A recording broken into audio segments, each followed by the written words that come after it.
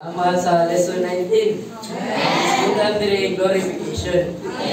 Sa organic salvation sa Ginoo, ang glorification is the last step of our full salvation. What is glorification? It is the process of bringing something or someone into glory.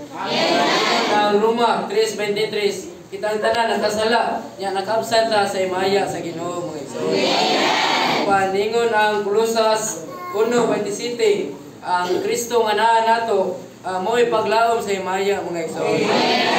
Sa iyang kaduhang pagbalik, may maya nata sa higpit mga igsoon. Diri sa lesson 20, ang isgutan diri receiving and growing in salvation. Natin sa duha ka stage mga igsoon.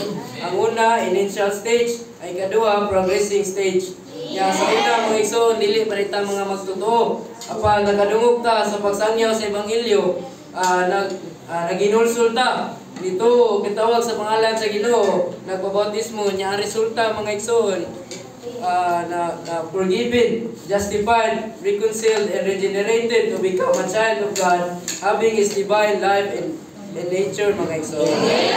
Ang stage, ang progressing stage mga igsoon. Daan tag lima ka pamaagi aron mas dali mutubo ang Kristo nga naa sa tong sulod mga igsoon. Una mo ang pagsugid sa tong sala. Ang kadua, pagbasa sa iyang pulong. Ug ang ikatulo, pagtawag sa iyang pangalan. Ang ikaupat, pagampo. Ang ikalima mga igsoon mo ang pag-atin ug mga panagkatigo mga igsoon. Mga masangkapan ta sa pagpamulong sa Ginoo ug mutubo ang Kristo nga natong sulod mga igsoon.